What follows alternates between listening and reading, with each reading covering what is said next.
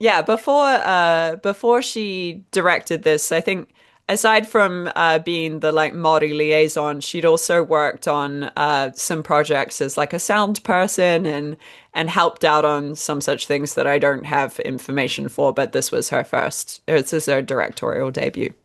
Great. Cool. So one of the people credited for the sound and editing on Karanga Hokianga was a German filmmaker named Gerd Pullman. Pullman himself grew up during a period of great protest.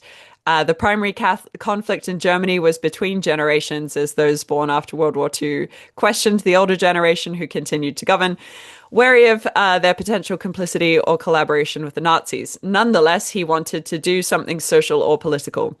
Film school was one of the obvious choices. Pullman was influenced by the role that film played in the creation of the Soviet Union through filmmakers like Eisenstein, Purovkin, and Vertov.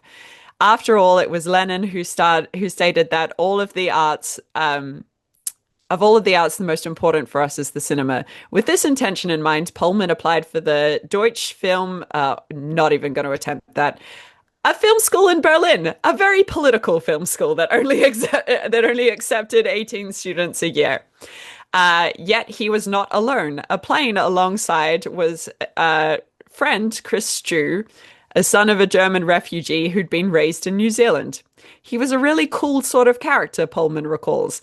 He'd been a seafarer and was the first man I had met with an airing. Strew had worked with Cinema Action, a London film collective whose aim was to analyze and encourage struggles of unions and political groups.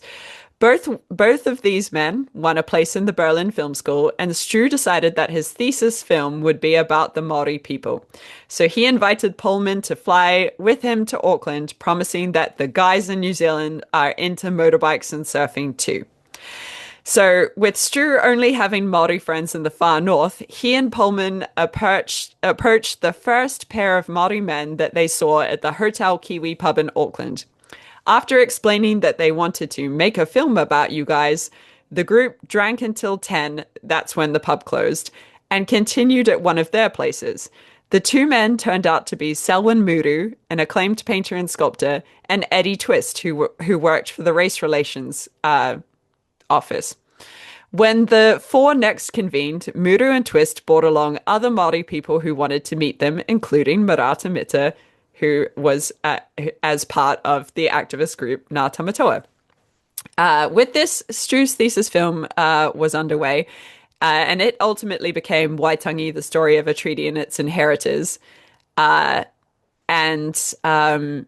Merata had acted as a collaborator for this particular film, and during the production, Gerd Pullman fell in love with her.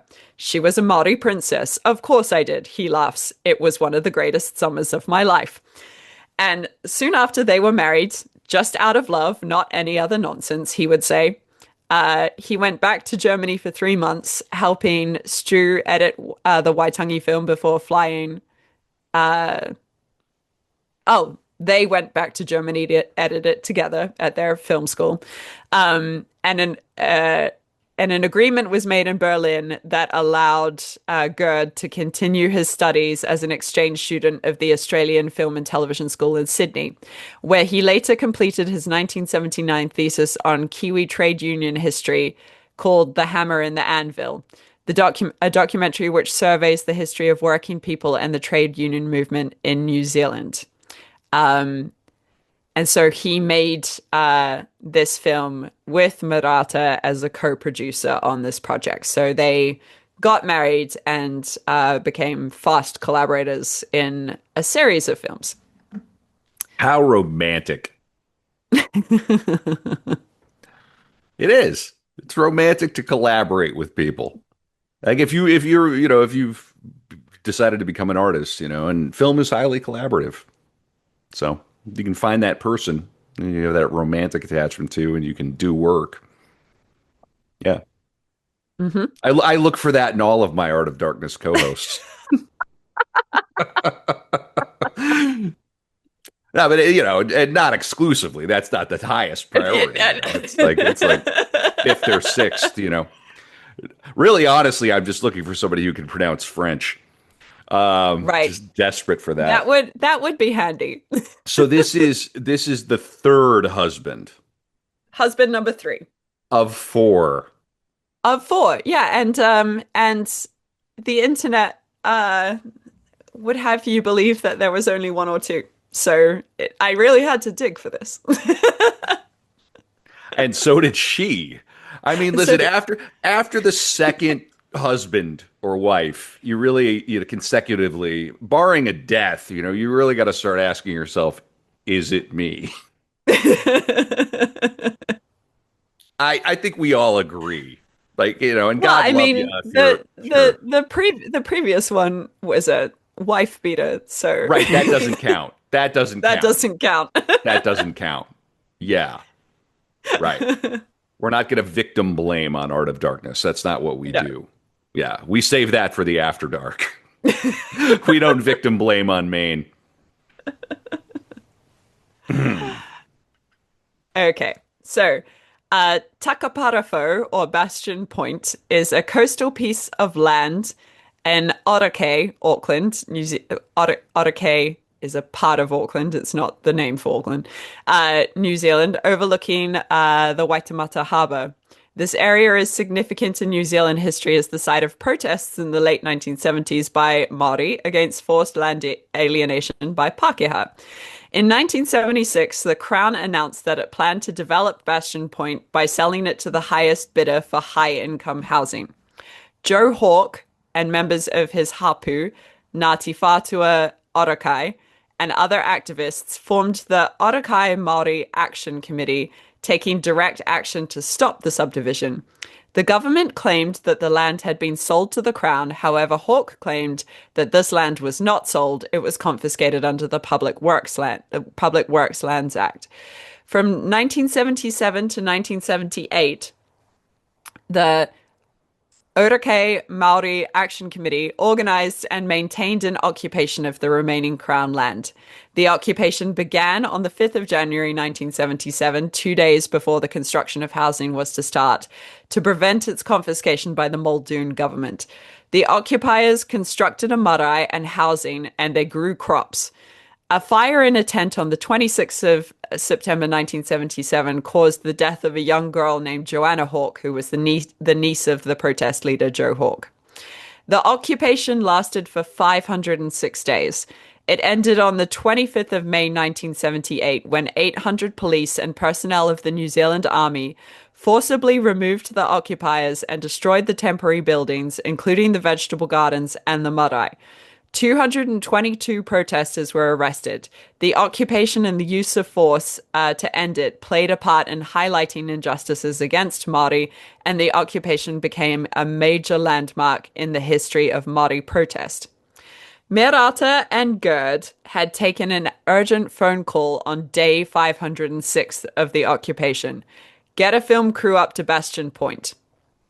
Mita, Pullman, and Leon Nabi, another New Zealand filmmaker of note at this period, captured images of the police removing 200 plus protesters from the site. It became a film called Bastion Point, Day 507. Merata would say, a few people at Bastion Point knew I had been involved in filmmaking, and I mean, it was very little involvement at the time, but they phoned me up about a day before they had thought the police were going to arrive, and they said, it's on in the morning. Can you get a film crew up here? And so I spent that night running around looking for gear for people who had operated and tried to get something together before the police arrived. The reason they gave for wanting me to make the film rather than, say, television or other people in the media was that they thought it was important that the film should have a Maori perspective. That for once the story should be told as it is felt by Maori people, and I empathize with that and I sympathize with that point of view because we continually see our point of view being interpreted by Europeans and given over to us as our point of view, and it never works. And people fronted up with sound equipment and bits of color reversal negative. It was just a conglomeration of material that we had to try and make good use of as much as possible. It started out what seemed like a real Mickey Mouse thing, but the result is something has been lasting, very moving, very emotional to the majority of people who've seen the film. It took 2 years to edit. It was only 26 minutes long, but it took 2 years because no one would support it apart from the Arts Council, which gave us a small grant. And so there was a race to get the film edited because the old people that were in it by now weren't well at all, and I feared that some of them were to die before the film was completed. And Auntie Hoppe, who's in the film, expressed the desire to be the first one to see the film when it was finished. And the day we received the first print, I phoned her house to say that we finally had the print, and she had died that morning. I found that heartbreaking. Mm. And of course, this is when film editing wasn't so you just whip Digital, open your yeah. laptop. Yeah, this was involved to edit 26 minutes of film. Yeah. The trio made Bastion Point Day 507 communally, and there were disagreements during the extended edit. At one point, Mita even picked up all of the film and ran off with it. But the result was worth it. The film became a catalyst for many discussions with screenings at schools, universities, and on hundreds of marae. Mita was shocked by the way people broke down and wept, particularly Maori men. She expressed surprise that it played on Kiwi television. It has a partisan viewpoint, she said. It's short on commentary and emphasizes the overkill aspect of the combined police military operation. It's a style of documentary that I've never deviated from because it best expresses a Maori approach to filmmaking. The huge emotional impact of that day just stopped me in my tracks. I thought this is the most important part of this history. It's happening here while we can record it and be witness to it, and hundreds of other people would be witness to it. And it won't just be something that children will read in history books, it's something they'll be able to see on the screen. It was just so profound to me, and it's never left me. You just feel that wherever you are in the world, that you went through the ultimate experience with them. It was a transformation, life-changing stuff for me. Joe Hawke, the Oh oh, no, film is just such an incredibly powerful medium. It really is. It's like mm, a extraordinarily populist, maybe the most populist medium. right, Accessible. Anybody can, very yeah, accessible. extremely accessible. Yeah, yeah, yeah. Joe Hawke, the man who had organized the protest, said, "I never watched the film for about 20 years because I knew the mana that was in it, and I didn't have to view it, and I didn't want to view it because it would make me hostile, angry, and upset. It was an important record, and it was an important statement that was made."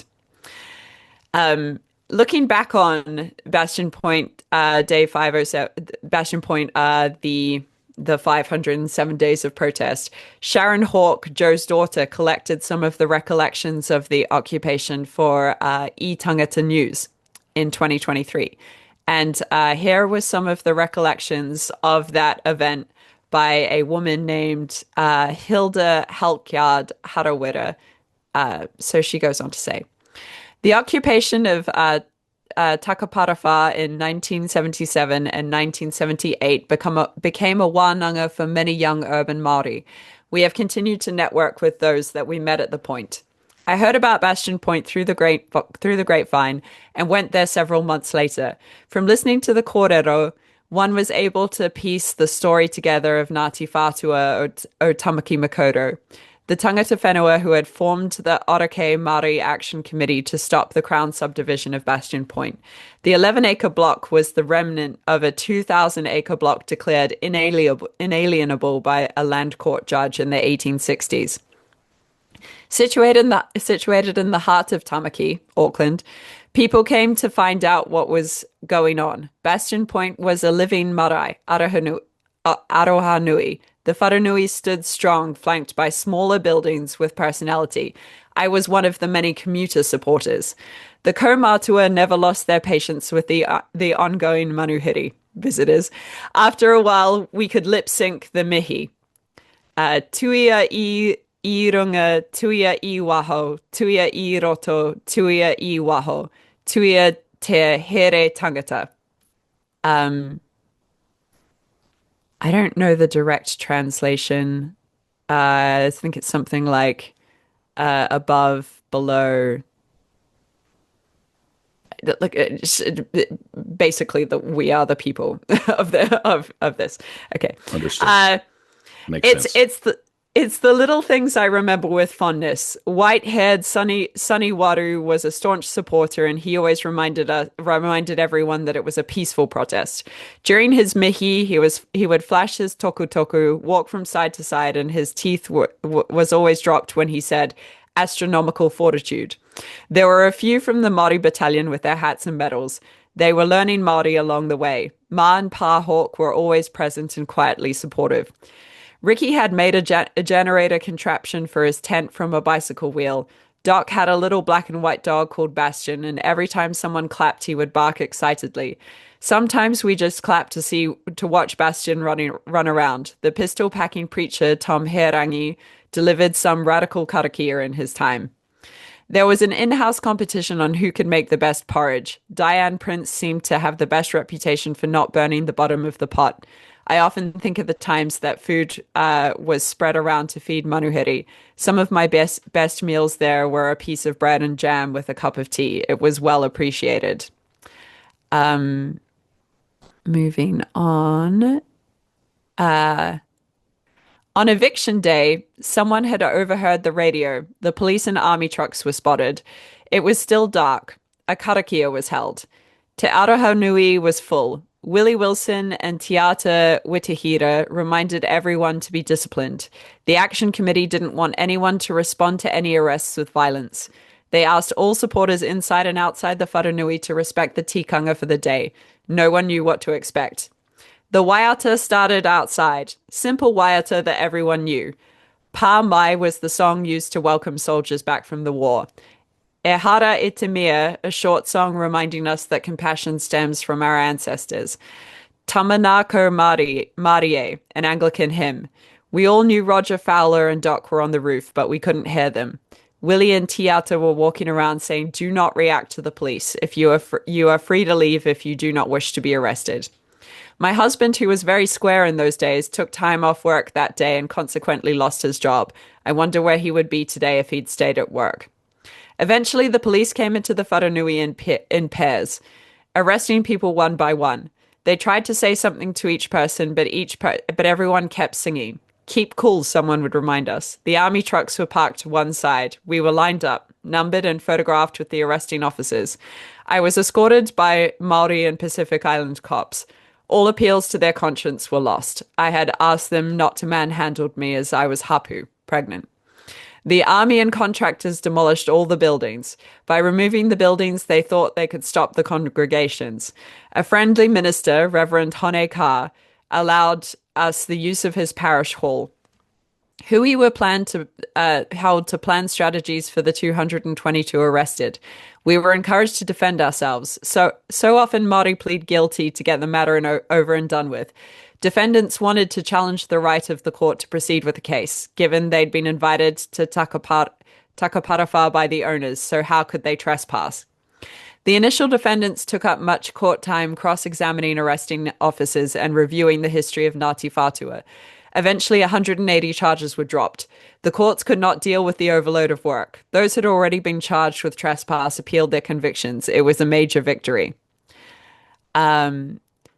I took the Bastion Point movie to the Pacific Island Belo and showed the film to a community group of Kuia who were trying to stop the US military taking Trident submarines into their deep sea harbors.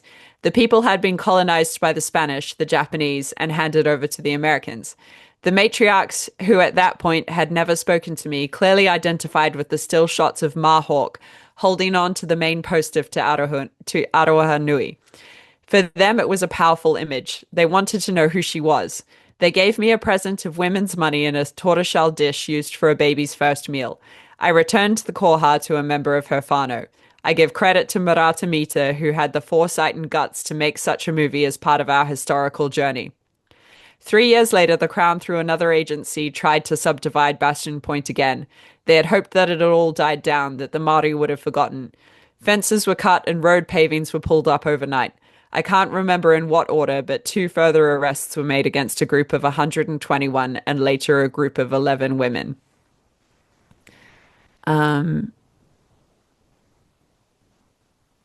So that was somebody's recollection of the protests at Bastion Point. I believe that now the Crown has uh, said that they were wrong in this matter, and Bastion Point is now in the hands of Nazi Fahtur again. Yeah, After all that. I'm on the Wikipedia right now reading about it. It's one of those cases where you look at some of the photos and you go, yeah, I could see why people would fight over this land. Hmm. This is very, It's very a very pretty, beautiful piece of land. Yeah. very beautiful, probably resource rich, a lot of Yeah. fishing. Hmm. And you would make a lot of money putting high-end subdivisions on there. But Hmm. yeah, uh, 507 days of occupation. So this was her first major piece of filmmaking. This was her first major piece of filmmaking. Yeah. This really sort of set up what type of filmmaker she would be. Great. How are you doing, Abby? Are you hanging in there? I am Do you hanging need a in there. quick? Do you need a? Okay, good. All right. I'm just Yeah. checking in. I'm just trying to get your temperature. I think we're 2.5 hours in here now, so just want to make sure you're. Okay. Yep. Yeah. You're doing it. Yeah. It's good. All right. All right. Cool. The late 70s and early 80s period was a hive of activity for Murata. Four films were completed in a 2-year period, plus television work for a show called Koha. Mita was learning from and working communally with Pakeha while developing her own voice as a Maori filmmaker.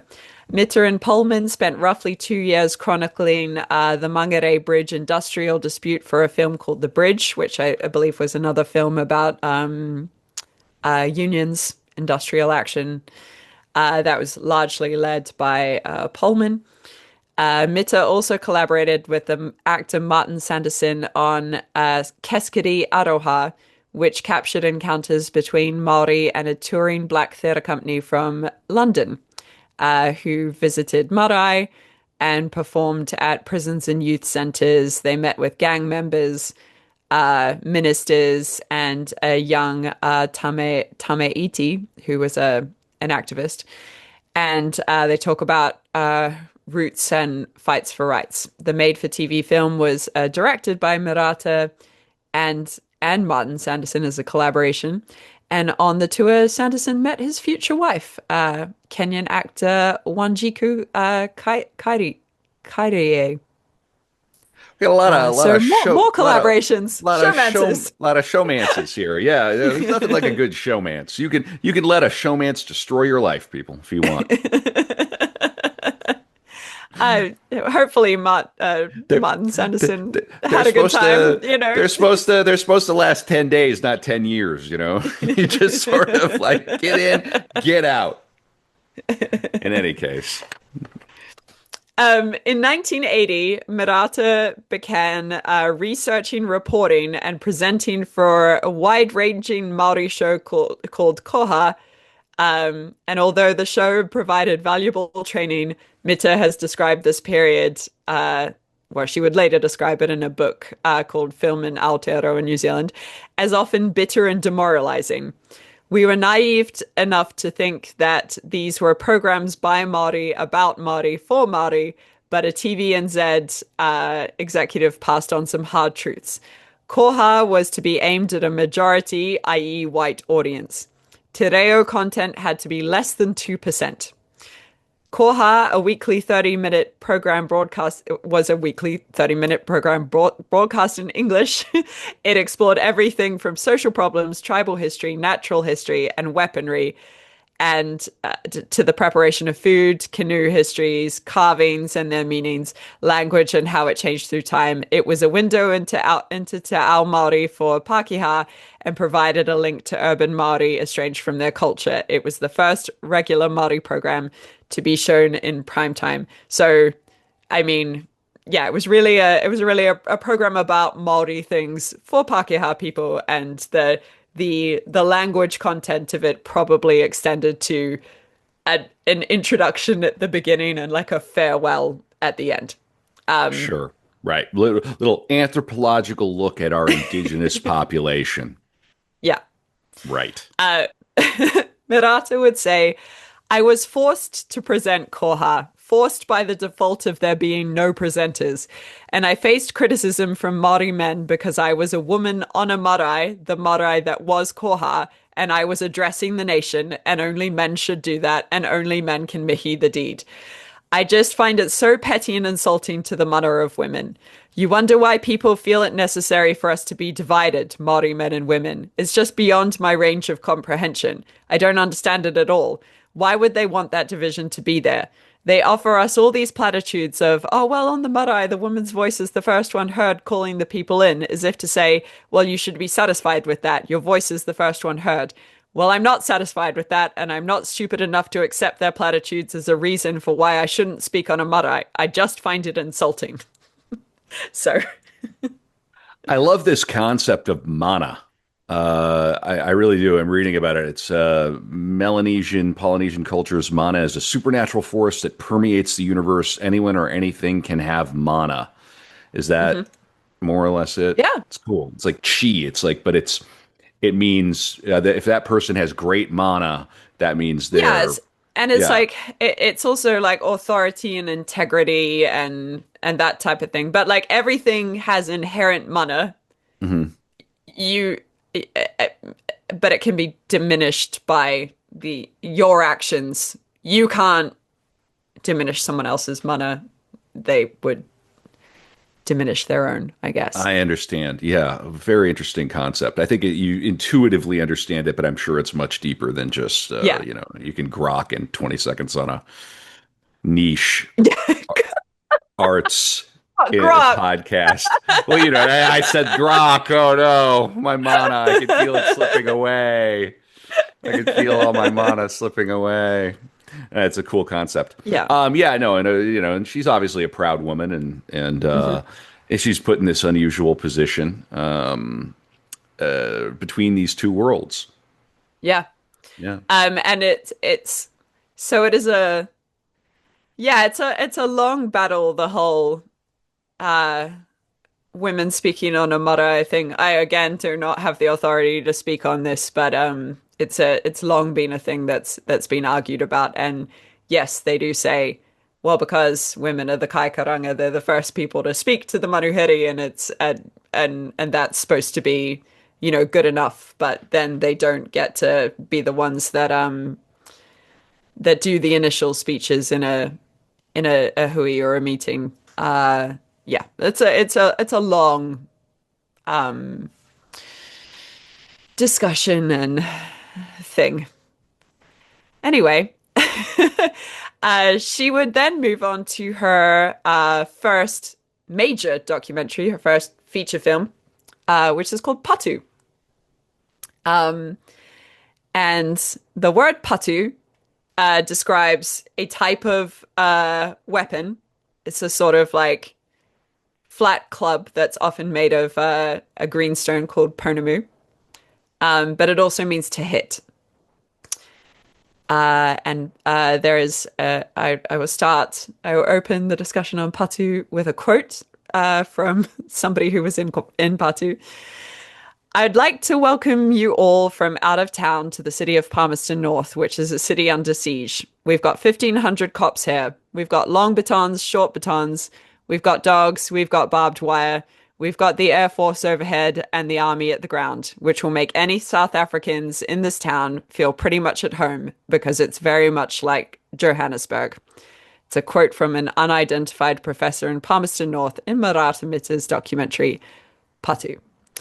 Uh, Patu was a documentary about the 1981 Springbok rugby tour, an event that is the closest thing to civil war New Zealand has had since the land wars in the 1800s.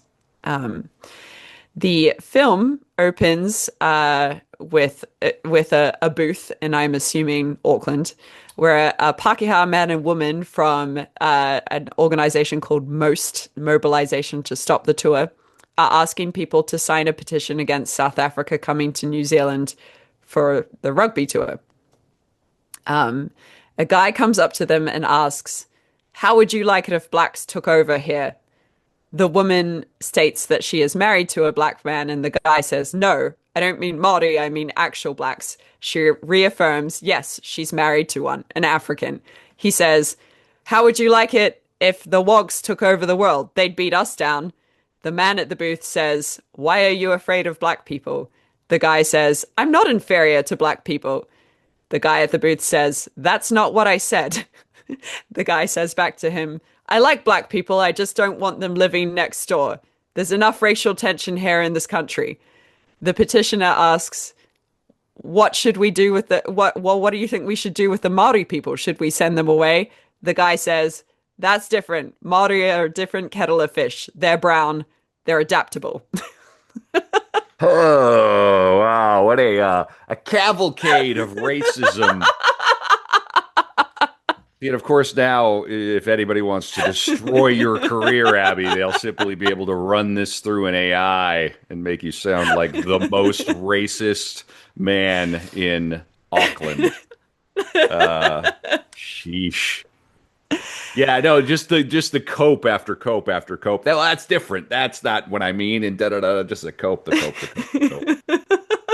Just like So, there's nothing like a white man looking for a brown ally in his racism against. It's well, the I mean, worst. so that guy was speaking to other white people. He was speaking to Pākehā Oh, people. I see. Okay, for some Yeah. reason I thought that there was Maori. Okay, I understand. Okay, No, I mean still, the only Maori sure. person there was Merata behind the camera. Well, right. Yeah, okay, yeah, but still, she's still there. I She's mean, still there. Yeah. oh gosh. So the Springbok tour, the Springbok rugby tour to New Zealand was a controversy because obviously South Africa was still under apartheid at the time. Initially, protesters had thought that the tour would be called off because at the time, even the Prime Minister Robert Muldoon had said he would be against it initially. I'm gonna have to cancel the tour. You remember that moment? Yeah. Fun, fun. Oh, that's fun. Robert Muldoon was a National Party Prime Minister. National Party is like our Republican Party, but I would say a lot more like neoliberal than that. It's New Zealand's right is sort of to the left of Britain, I America. don't. Yeah, I don't think we're gonna find any comparable thing. no. Yeah, right. Sure. But Okay. Robert Muldoon was not super popular. He was known as colloquially as Piggy Muldoon. And when his premiership ended, it was because he got drunk and called a snap election in the middle of the night and got voted out. There's just like the masochistic drunk is a certain. That's a certain type of drunk. You can be any Yeah. kind of drunk. You can be lots of kinds of drunk.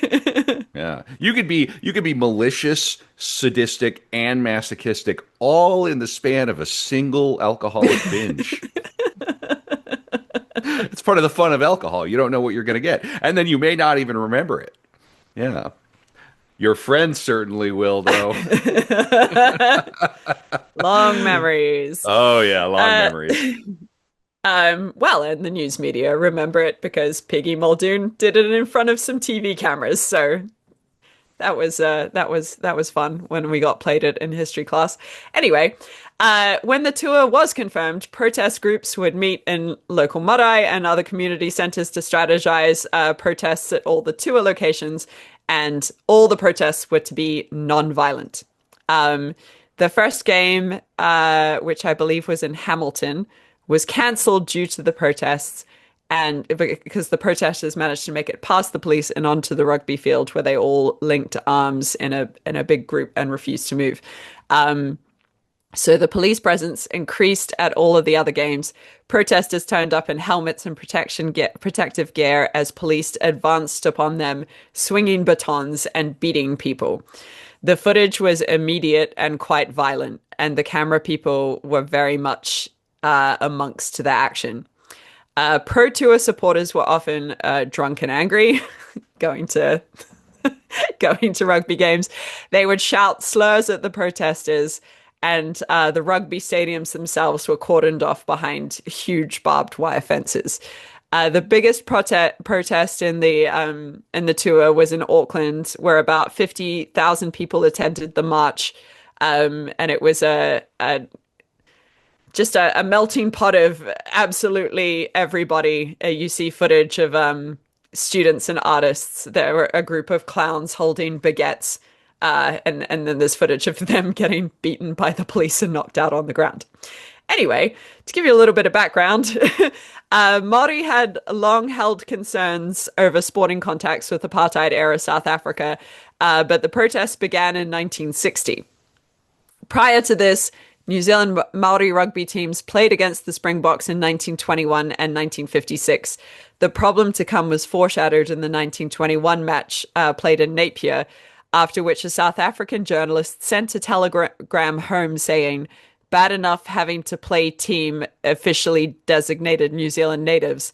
Spectacle thousands Europeans frantically cheering on band of coloured men to defeat members of own race was too much for Springboks, who frankly disgusted." It's written like that because it's a telegram. Anyway, in the 1960 tour, Stop. Racist message. Stop. Racial solidarity. Stop. Career is over. Stop. Jeez. It was 1921. I don't think anyone's careers was over. Oh, is it? Yeah, okay, okay. I Yeah. didn't realize it was so early. Okay, yeah. Thanks for Yeah, orienting me in that time was again. the yeah, this was I the see. beginning of the of Ah, what right. would culminate in the 1980s. I understand. Okay, very good. In the 1960 tour, it was made clear that South Africa would not tolerate the selection of Maori players for the All Black team to tour its country. The New Zealand Rugby Football Union decided to send a racially selected team. This was not the first time that Maori players had been excluded, but it was the first time that a significant protest campaign was organized with the slogan, "No Maoris, no tour." Anglican Bishop Wiremu Panapa from Ngāti Ruanui and Te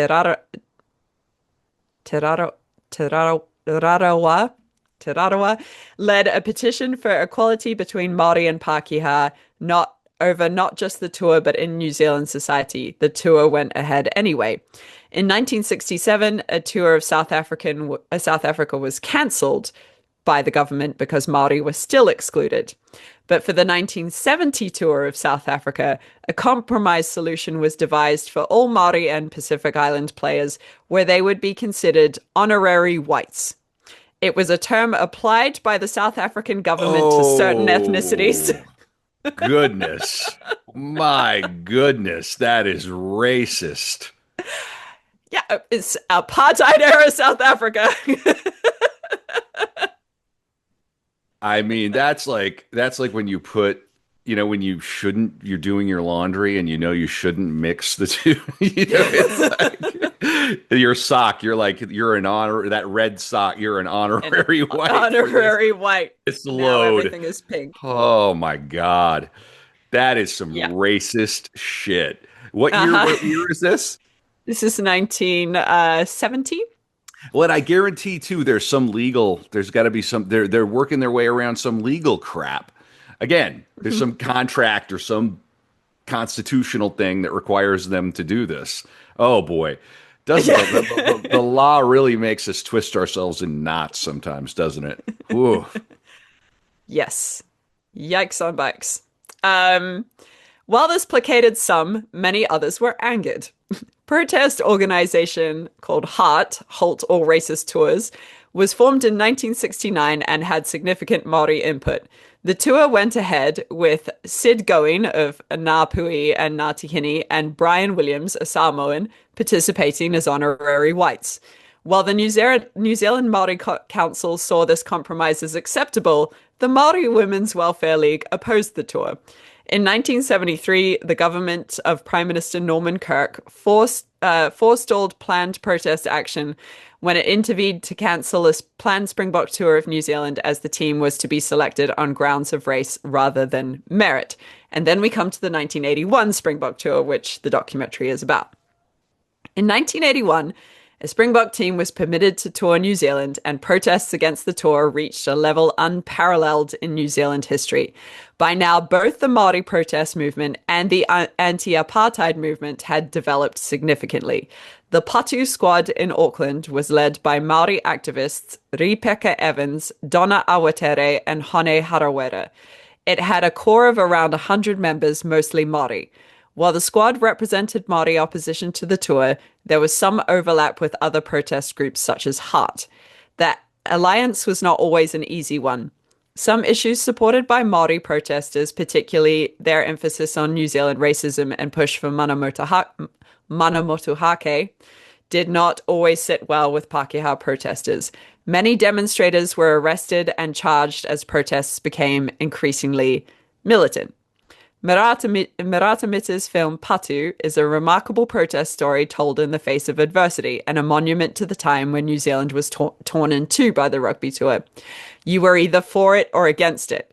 And Patu, with its highly charged images of violent clashes between police and anti-tour marchers, is firmly sided with the latter.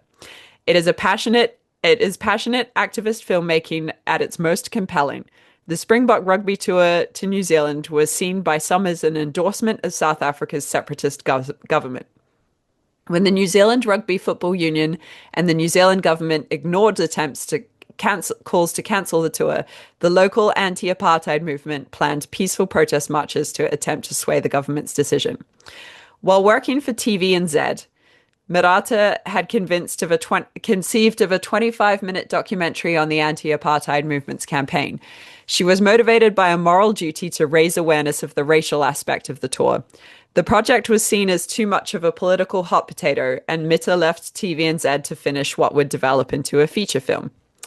Once the tour had started, sports grounds and suburban streets became battlefields as clashes escalated between police and the highly mobilized protesters. Filming over the winter of 1981, several camera operators, including industry heavyweights, helped out lead cameraman Barry Harbert. They contributed their time free of charge and became foreign correspondents in their own country, capturing the on-the-run footage of the tour clashes. Film stock was shifted around and at times taken out of the country as the Patu production team were forced to go into hiding in order to prevent the police from hijacking the editing of the film. One of my cinematography tutors at film school was one of the cameramen on Patu. His name's Waka Atwell. And he said that they had to, in some instances, bury the film footage so that the police wouldn't find it. Due to the massive cinema verite style footage, Mita and editor Annie Collins had to examine many hours of footage collected from several different sources, but the effort pays off. Visceral images of the protests, jerking in your face as operators dodged objects and people, and dramatic still images from newspapers are cut together with images of rugby players to form a narrative that succeeds in being both immediate and ironic. Voiceover narration is minimal as the editing and images do much of the work. Patu was made on a shoestring budget of $41,000 using old film stock from the National Film Unit with some financial assistance from the Catholic community and the Arts Council and an $18,000 loan from the New Zealand Film Commission. The completed film, now 110 minutes long, was a record of heroism for the Liberal left in New Zealand. For many young people taking to the streets, it was their 1968. In a rare moment of consensus, Maori and Pākehā, children and grandparents, gang members and clergymen stood together to affirm shared values.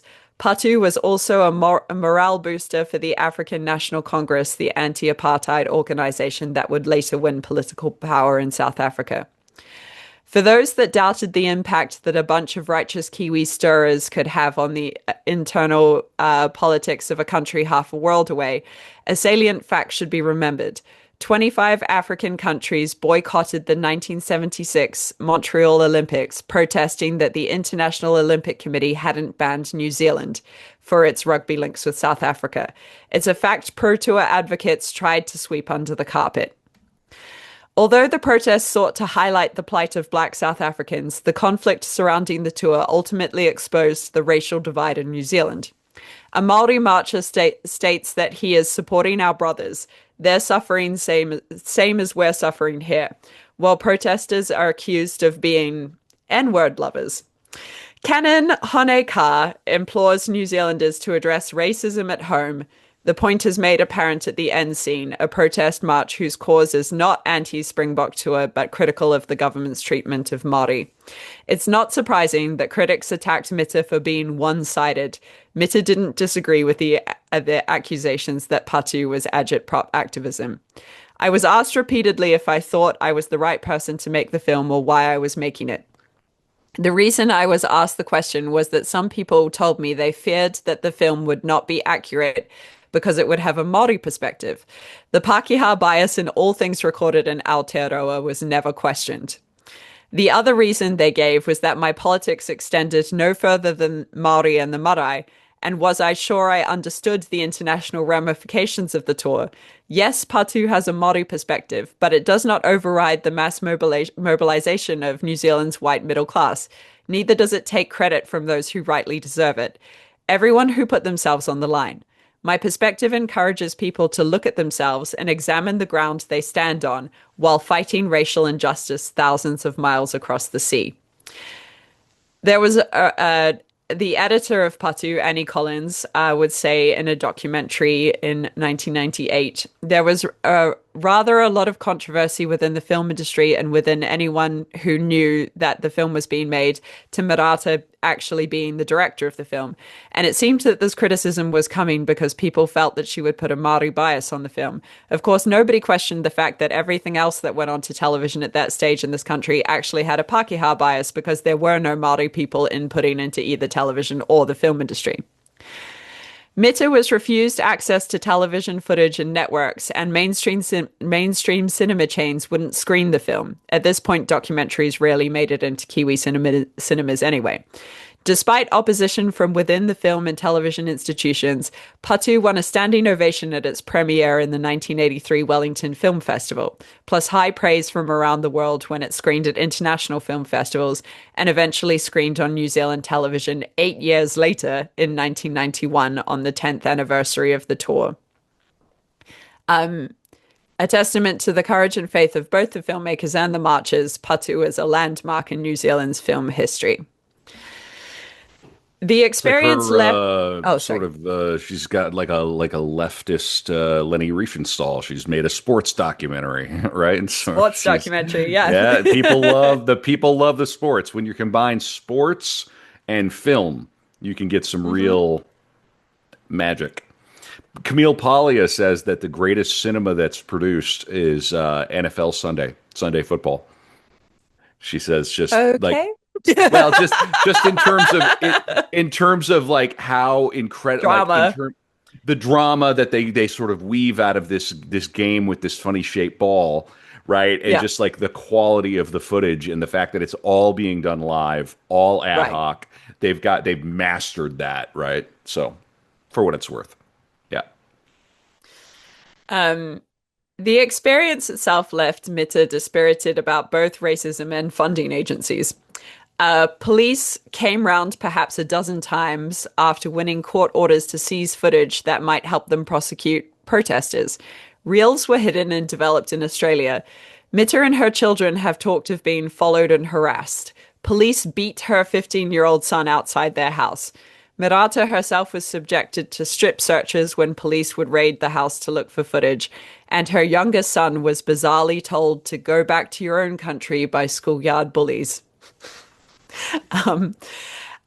It was just a snap thing, she said. It turned the underbelly of New Zealand. It turned the underbelly of New Zealand society showed up, and it was pretty ugly. It was vicious, it was violent, it was racist, and that was a shock to me. But it was a good shock because it taught me never again to underestimate what I was up against. The subject of intense media coverage, Patu was described by filmmaker Peter Wells as the hottest documentary ever made in New Zealand. At that point, no, I've mentioned that. It only got limited cinema screenings, but it became one of the first documentaries listed in the New Zealand section of UNESCO's Memory of the World project. Um, and the rugby protest outcomes. The 1981 tour was the last time the All Blacks would play the Springboks while under the apartheid system, while the apartheid system survived.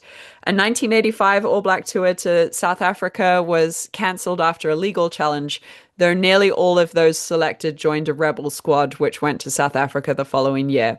Following the end of apartheid in the early 1990s, the impact on South Africa of the New Zealand protests became clearer. President Nelson Mandela remembered that when in his prison cell on Robben Island, he heard that the Hamilton game in 1981 had been called off due to protests. It was as if the sun had come out. When Mandela visited New Zealand in 1995, he made a point of meeting key New Zealand protesters, including many prominent Maori, to thank them for their efforts. In 1994, Prime Minister Jim Bolger said that the 1981 tour had been a mistake. In 2010, the South African Rugby Union apologised for the exclusion of Maori rugby players due to apartheid. And the New Zealand Rugby Union initially stated that this was not the right time to apologise, but later followed suit. In the aftermath of Patu, Gerd Pullman had went overseas to raise money for the film's completion. Months after, when he watched Patu at a private screening in Amsterdam, he was very surprised to see that he had no producing credit and that Vanguard's Rod Prosser was not listed as a co-producer. Pullman argues that there'd be no Patu without Vanguard. They'd originally set out to do their own tour film. Following a long process of negotiating distribution deals for Patu, he and Mita separated after 7 years together. At the end of 1982, Pullman left New Zealand and returned to Germany, where he witnessed the fall of the Berlin Wall in 1989. Gerd Pullman still spoke with a sense of satisfaction about the films he'd made with Merata Mita during that time of many battles. I'm a romantic, that's what I am. One day I'll publish our love letters, he laughs. In 2012, Patu was added to the Memory of the World Register, exhuming the unresolved disputes surrounding the credits of the film. Namely, Pullman's view was that he should be listed as a producer, and he was acknowledged. Someone in the collaborative universe is always the driving force, he would argue. I drove these films. I would have made Bastion Point without Marata. I would have made Patu without her. Although I'm glad that it was her. I'm glad that it was with her that we made it, but that's meaningless because no. I'm glad that it was her that made it, but that's meaningless because there wasn't a without. You know what I'm saying? We were together. And it ends. And it ends. And now I'm going to be waiting for husband number 4. Yes, I am going to take a break at this point. Absolutely. And while you do that, I will vamp and cover for you. Of course, Abbie's going to come back and talk about cannibalism on the After Dark. And the After Dark is bonus content that you get for every episode, whether it's a dark room or a core episode. We always do extra stuff for the patrons. You know where it is, patreon.com/artofdarkpod, substack.com/@artofdarkpod. Would love to see those numbers come back up. Appreciate you all. We are on the Believe network now, so you might be hearing ads. If you want to hear this core episode ad-free, the way to do that is to support the podcast. Go and watch the 1973 version of the great Eugene O'Neill play, The Iceman Cometh, and join us on November 15th at 1 p.m. U.S. Central Time, the Lord's time zone. If you care to, Abbie's making a face. But that's book club, and book club's another patron bonus. I'm also going to say again, we're going to accept direct support next year. So if you want to get a note read on the podcast, you'll be able to do that. And if you want to request a core episode, you're going to be able to do that. It's not going to be cheap. It's not $10 to request a core episode. It's going to be some hundreds of dollars. But if you're absolutely dying to have us cover XYZ person, Rudyard Kipling, I don't know. They just have to be whatever. I've got colonialism on the brain more than usual. Um, you're going to have the opportunity to do that. And of course, if you sponsor a core episode, that's going to be a very big deal. We will appreciate that very greatly. But again, we're also going to start accepting direct donations for notes read on the episode. I think the next episode we do, we're going to be announcing the new co-host for 2026. So stay tuned for that. I've got a dark room with the great Brad Kelly. He's coming back. He's got a friend that he wants to bring on who has a novel. And we're just going to keep on keeping on. If you've got something that you want to promote, you're an artist, and you're out there and you're working and you want to talk about one of the subjects that we've covered, we'd like to hear from you. artofdarkpod@gmail.com. Can't guarantee we'll have you on the show, but if you've got something that you've written or created and you want to sort of contextualize it around one of our core episodes, that would be very cool. Stanley Kubrick, for example. I just saw The Shining in the theater for the first Oh time. yeah. Have you seen The Shining in the cinema, Abby? No.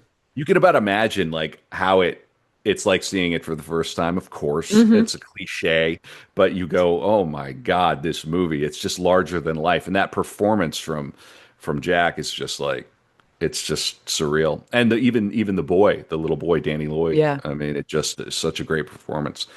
Poor Shelley Duvall. Um, Poor Shelley Duvall. what a story. But I mean, we're heading up toward like 90 core episodes now. And we're gonna Gosh. do I know, and we're gonna do 12 next year, and we're just gonna keep on keeping on. Abby, thank you for doing this. I think you're doing a bang up job. We're heading into hour 4 on Marata Are Mita. we? Yeah, I think so. I mean, technically, yeah. But people love it. And you don't have to listen to the episodes all at once either. You could pause, you can come back.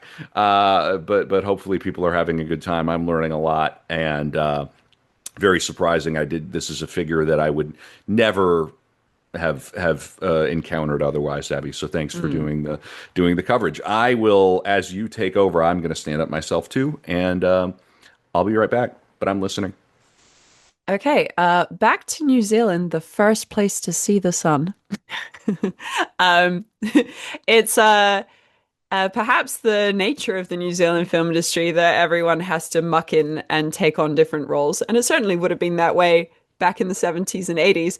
But in the same year that Patu was released, Merata took an acting role in a film called Otu, which was directed by Jeff Murphy, and he was one of New Zealand's more eminent filmmakers. He had previously made a film called Goodbye Pork Pie.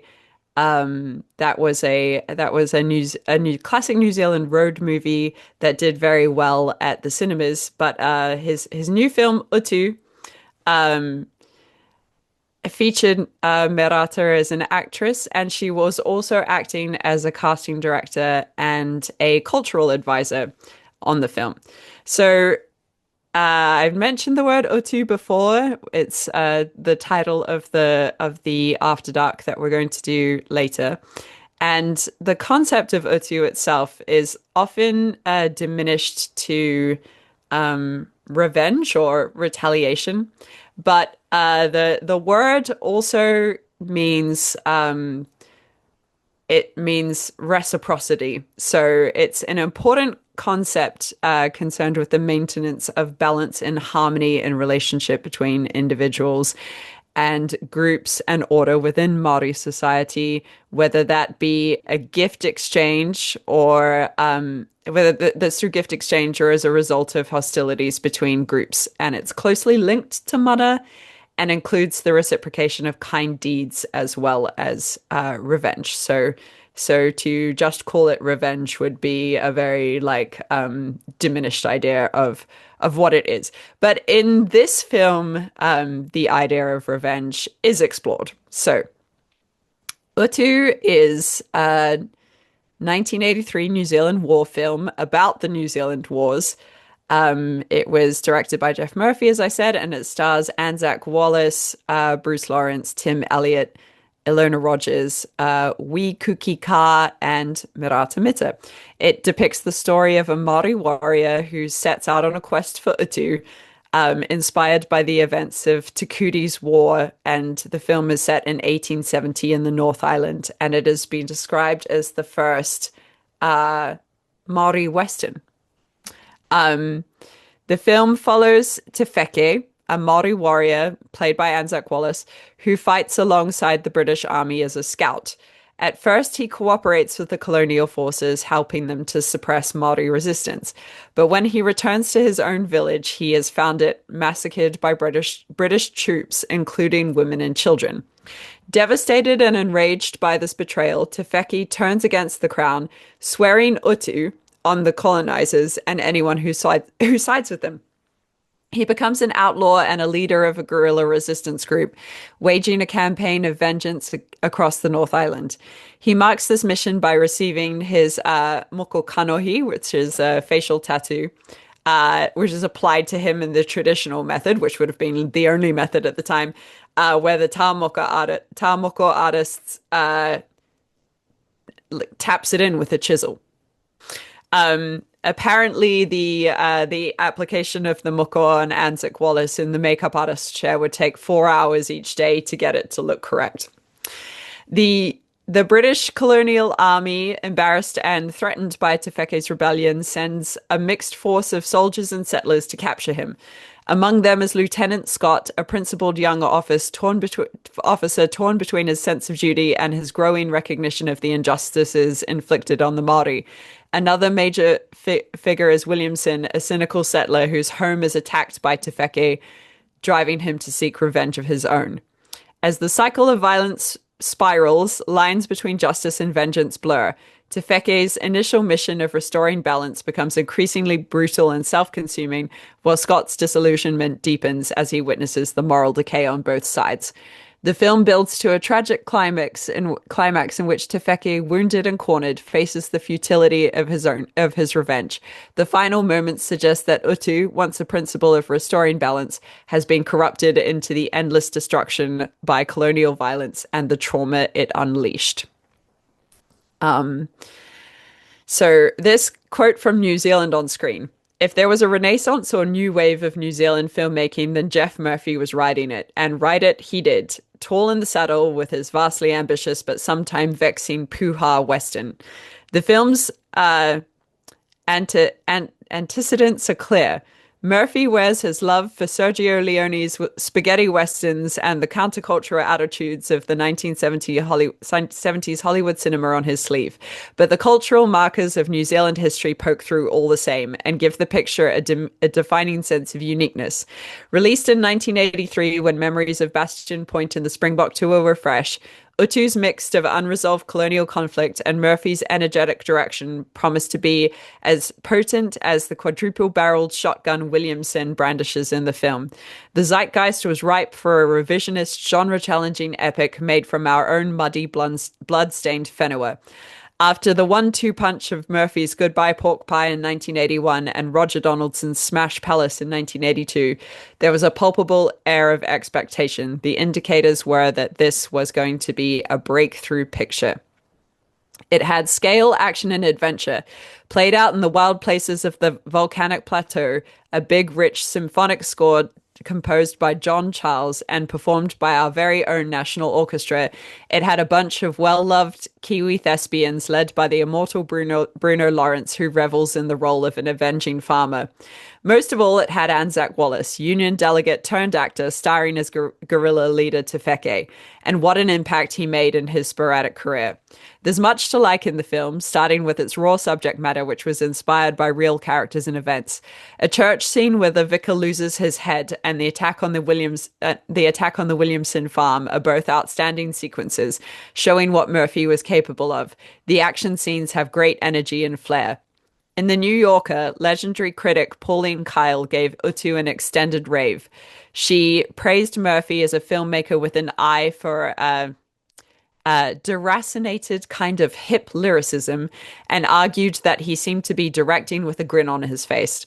Wrote Kyle, "We know this basic story of colonialism from books and movies about other countries, but the ferocity of these skirmishes and raids is played off against an Arcadian beauty that makes your head swim." There are also moments of Murphy's trademark laconic humor. For example, when a post-coital Kura, played by Tanya Bristow, remarks, Didn't you say your gun could fire 7 times without stopping? Utu's scale is impressive, and Murphy crams it all into lavishly shot and composed scenes. Threatened frontiersmen, disgruntled natives, lusty wahine, but Bible-bashing priests, idealistic upper crust officers, and traitorous co-popper. Murphy's work always existed in the space between popular film genres and a specifically Kiwi sensibility, but for the first time, he arguably failed to bridge the gap. Uh, Utu's shotgun approach to the great New Zealand colonial film ultimately leaves the narrative feeling episodic and tambled in the supplejack. So there was sort of like a scattered response to the film. But yet, despite local critical ambivalence, the New Zealand public responded well. For a time, it was Aotearoa's highest grossing film after Murphy's Goodbye Pork Pie. Utu's revisionist take on the New Zealand Wars helped rewire popular perceptions of our history, thanks partly to the complexly motivated characters, where the good guys aren't necessarily the boys in blue and the bad guys aren't always in harakeke shirts. Harakeke is a type of flax. Um, Utu was the second Kiwi film officially invited to Cannes out of competition in 1983. The Scarecrow had been invited to the director's fortnight the year before. Variety reviewed it promisingly. Murphy has produced powerful images and strong performances. In early 1984, Utu producer Don Blakeney had asked Murphy to recut the film to make it more accessible, arguing that a big sale to France hinged on doing so. The recut has been referred to as the director's cut, although Jeff Murphy had nothing to do with it and later regretted allowing it to happen. In a 1985 interview for On Film magazine, he remarked, "I declined to recut it myself because I was absolutely exhausted and saturated with it. I couldn't face it." The film was shortened by almost 20 minutes, and the final fireside court-martial scene intercut throughout the narrative. The consensus on that cut is that it's tidier, but it lacks the personality of the original version. Uh, Said Jeff Murphy in 1982, "When you make a film about racial conflict, you are living dangerously. When you make a film about racial conflict in a country that congratulates itself on what a successful bicultural society it is, the danger heightens." And what Merata had to say about the film was, "What's manifested in this film is what's happening today. We have that. We have Maori fighting Maori. We have Maori fighting Pākehā. We have Pākehā fighting Pākehā in New Zealand. And it's very hard to draw the line in New Zealand in terms of racial conflict because it's a lot more than that. It goes a lot deeper than that. But it's very convenient to, if you want to look at it that way, to look at it in terms of color. No matter what you do in the arts here, you offend somebody. History is happening now, not 100 years ago, and the time's right for the issues that people would prefer to keep hidden. It's about time that we had the maturity to face these things openly. The more you suppress your history, you're tending to give a very dishonest kind of foundation for your children to go forward with. And then to speak a Tell me little bit. about it. Preach. You cannot be anywhere near the public arena without offending somebody. Somebody's going to get pissy about something. Yeah. Mm. And then she says a little bit more about the moko, the facial tattoo. The moko died out mainly because at the time of contact with Europeans, we had a totally different concept for what beauty was. It was a mark of grace, dignity, and beauty. And when the Europeans came, it wasn't regarded like that at all. It was the face that a savage wore. The moko, kanohi, and kowai, the female version, are coming back. There's a lot of people who wear them now, a lot of young people. The idea behind it is that so you receive your moko when you feel that you are ready to get it done, and that a person will sit down with an artist who's trained in the traditional ways, and they and you talk to them about where you come from and who you are. There's like a long sort of like discussion process, and then they having the knowledge of tribal designs and how things are represented image wise culturally will then freehand draw the design, and then you get it tattooed, and it's a thing that you do with your family around you, perhaps on a mud eye. Yeah, it's coming Big back. traditional sort of facial tattoo. Yeah. Yeah. And So it's sort of it's it's all along here, right? yeah, the male one can be fully across your face, however Hmm. much or little, and then the one for the women is just under the Ah, mouth I see. onto Okay. the chin. Little goatee Yeah. type thing. Yeah, Okay. exactly. All right. All right. Okay. Yeah. Yeah, no, that's cool. I dig it. Um, Again, I admire these traditional practices. I don't care what your culture is. I'm gonna buy some lederhosen. But you understand what I'm saying? It's like, yeah. no, really. I mean, especially if Eat you're a some minority sausages. population. That's right. Yeah, eat some sauerkraut, eat some sausages. Yeah, exactly. That's right. Yeah, I do believe that like there are ethnic power foods that will like that you're particularly attuned to. For example, you're the tomato on the podcast. I'm the potato, potato. We've established this, and Hmm. yeah. Yeah, I think doctors and nutritionists might agree. Woo woo ones might agree. I Woo think we could ones. in the big wide world of 6.57 billion people, we could find a doctor and or a nutritionist who would agree with what we want. Isn't Yeah. that how things are? Isn't that how things are done now? I In any don't know case, if no, that's the best thing for doctors. that's very cool. And I imagine there are laws and things in New Zealand where that you can't discriminate against people based on these tattoos and things of this nature. Probably, Yeah. yeah, Yeah. yeah, I mean, I don't know if anyone always follows that. It's sure, sort of of like course, you're gonna get nobody's gonna come outright and say, I am not hiring you because of your right, facial tattoo. The same way they're sure. not gonna come out and say, I'm not hiring you because you're old or you're a woman or you're a You might man get a or little, you're yeah. yeah, yeah. I understand, but I think that's quite cool. I wonder how painful it is. Ooh, probably. It's yeah, I'm not sure. A regular Don't know. tattoo, I guess a tattoo. Yeah, yeah. I have some friends with Yeah. some tattoos. I'll have some. There are certain places that are more painful than others. Yeah. Needless to say. Yeah. Okay. Yeah. Yeah, Yeah. probably a place with a lot of muscle is going to be less painful Yeah. than Yeah. Yeah. I think it's more. I cartilage-based think it's places. more fat, right? Like fat would probably be Oh, okay. or I don't know. I don't know the first thing Uh, about it. Okay, tattoo people. artofdarkpod@gmail.com. Abby and I are not tattoo people. no. But in any case, go on, Ab. Um, so yeah, so that was Murata's foray into acting. She didn't do a bad job actually. I was watching the film the other day. It's a very like Jeff Murphy definitely has a sense of humor. Like you can see that in his in the way that he moves the camera around and the way he sets up he's very good at like blocking scenes and all of that kind of thing. And it's like a very visually rich film.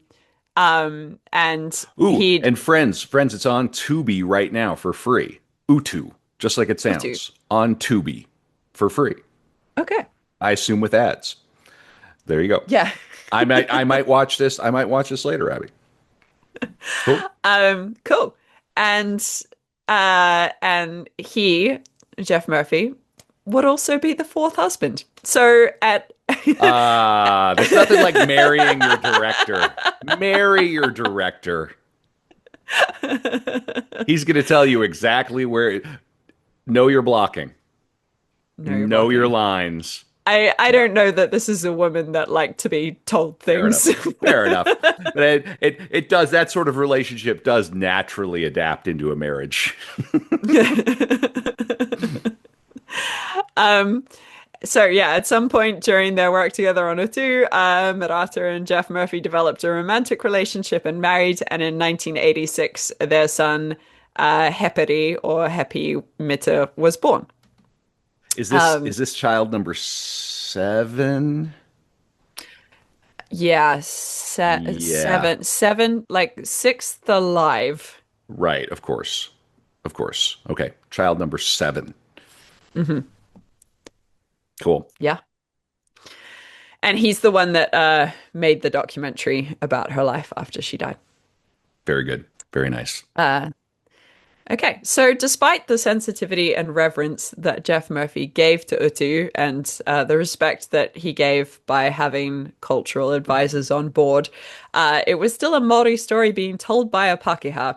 And perhaps with this in mind, Murata would embark on writing and directing her first narrative feature, which was called Maori. Maori. It means life force or spirit. Um, the first narrative film made by a Maori woman, and I believe the first by an Indigenous woman. So the making of Maori contributes to fourth cinema, which was a term coined by another Maori filmmaker named Barry Barclay and one of Murata's peers. So the fourth cinema is a response to the idea of the first, second, and third cinema. So there was, where did that come from? So the phrase fourth cinema comes as a late addition to the first, second, and third cinema framework in which you're all familiar. Barry Barclay would say in a lecture to some film students. Um, First cinema being American cinema, second cinema being art house cinema, and the third cinema being the cinema of the so-called third world. And so what Barry Barclay was proposing is that fourth cinema would be Indigenous films made by Indigenous people for Indigenous people. Um, and he would say that there are only a few of these to exist at the time. In and this lecture was much later, uh, after I think after Murata had died. Um, in 2002, so not quite before Murata had died, but after she'd made Modi. So in New Zealand, we had Modi, Once Were Warriors, Te Tangata Whai Rawa o Weneti, the Maori Merchant of Venice, and Ngati, which was directed by Barry Barclay himself. So yeah, it was looking at a different theory of filmmaking of Indigenous films by Indigenous filmmakers for Indigenous people. Uh, this is from a an article called "Speaking for Themselves: The Legacy of Barry Barclay and Merata Mita" by Iona Gordon-Smith. There are no other filmmakers I know of in Aotearoa that are so well known, respected, and loved than Barclay and Mita. Indeed, that has been the starting point of my current research to think through a particular spark that Barclay and Mita still have on contemporary moving image makers. I want to focus specifically on Barclay and Mita's work in documentary, where they produce the majority of their work, and to consider the development of filmmaking philosophy that challenged both production processes and ethics of ownership. I want to then suggest the ongoing influence and relevance of their ideas on contemporary filmmakers. Barry Barclay and Merata Mita are widely regarded as the first Indigenous man and woman in the world to do solo direct feature films. While this perhaps speaks to the climate of filmmaking both globally and locally as much as their talent, their position as pioneers meant that Barclay and Mita were both operating at a time where film was failing Maori people. In her essay The Soul in the Image in 1996, Mita traces the history of cinema in Aotearoa and observes the ways that Western perspectives and stereotypes were consequently imposed on Māori via the lens. Mita notes two photogenic subjects that appealed to early cinema producers, the landscape and Māori. Citing early 20th century films such as The Romance of Hinimoa in 1927, which presents Māori as the erotic other and a backdrop to the real action, Mita notes that the aspects of Māori character and culture were either exaggerated or minimized to make the action more accessible and attractive to a foreign audience. Similarly, Barclay would reference international films like Mutiny on the Bounty as evidence of the colonial gaze. Yeah, In that one there you particular, go. Back from our sorry, Abby. Back from go back to the Brando episode if you want to talk about that. Yeah, Brando was yeah, I'm pretty sure that's the Brando movie, right? Mutiny and the Bounty. yeah. Yeah. Yeah, yeah. Friend of the pod, Marlon Brando. Real real bastard. Real bastard. Come on Real now. bastard. And also the most talented actor of the past hmm 150 years. Yeah. Yep, yep, yep, yep, yep, yep. In one particular scene, men are ordered off the ship onto the shore to enjoy the flesh of the indigenous women. A representation of indigenous people as passive objects that Barclay argued could only be maintained if the camera does most of its work on the deck and the indigenous world is kept ashore. It was through this example Barclay developed his metaphor of indigenous cinema as a camera on the shore that reverses the direction of the colonial gaze. If both Barclay and Merata were concerned with the cinema's damaging portrayal of Maori, they were equally concerned with the potential for dignity when the camera was moved into indigenous hands. For both of them, filmmaking offered more than the ability to stem the commodification of the Maori image. Fundamentally, it had the potential to be mana enhancing. Barclay and Mita worked from the position that there was something affirmatively distinctive about being Indigenous, that it was more than just a responsive, reactive position. The Indigenous camera could see differently, frame differently, provide a different context. An Indigenous approach, then, isn't simply about Indigenous content, it also serves a different philosophy of filmmaking. Both Barclay and Mita grounded their approaches to documentary in Maori traditions of conversation and storytelling. Barclay notes, to be any kind of Maori, you must first be a listener. His approach to filming was steeped in the notion of Maori conversation as distinctively democratic and often occurring in a circular fashion. He observed that on a marae, there was opportunity for all to speak over the days of the hui. The little person, the nobody, is given room to. It matters little whether you happen to be a city lawyer or a breaker of horses. All have a voice. Mita shared with Barclay this deep respect for Maori conversation and storytelling as a methodology. She wrote, "Our people have a strongly oral tradition of storytelling with emphasis on the spoken word. As a filmmaker, what this means for me is that when Maori make films, what we do is essentially different from what Pākehā filmmakers do. While they looked back to criticize the past, they were both looking towards the future and the potential of documentary to honor Indigenous content and guide Indigenous makers." So, from the outset, Maori set itself up to be a film that is told from a Maori perspective. The opening scene depicts the birth of a child, a Maori child, and when the Pākehā doctor goes to dispose of the placenta, Kara, the kuia or grandmother around which the film is centered, stops him, saying that they must bury the placenta, returning it to the land. The word whenua is interchangeable between placenta and land. It's considered to be the same thing. The film, Merata would say, the film Maori is about birth and death and all that takes place between. It deals with the essence of life, the essence of attraction, joy, sorrow, and grief. It goes through the whole spectrum of life that Maori live. The Maori response to the film was more positive than the Pākehā one, but that was the way it was from the beginning, from the scripting to the final cut. It was a quietly satisfying moment to enter the theatre on the opening night of Maori and feel the pride of so many brown faces. I am very proud to have made something for us, so relentless and uncompromising. For me, it was another brief fulfilled. Māori filmmakers have to address several issues not of their choosing when they decide on a project of fiction. They have to satisfy the demands of cinema, the demands of their own people, the criteria of a white male dominated value and funding structure, and somehow be accountable to all. The Māori filmmaker carries the burden of having to correct the past and will therefore be concerned with demystifying and decolonizing the screen. The expectation of positive imaging means that destroying the stereotypes that come from cultural appropriation and clearing the colonial refuse out of oneself in order to make a fresh new start. I really wanted to destroy the massive sentimental view of Maori people, like we're the sort of people who have this lovely mystical thing called Maori, and we go on maraes and do lovely things. I wanted to destroy all of this because Maori eat, drink, live, fuck, fight, do everything that normal people do. Those are some of my favorite things. Maori do them too.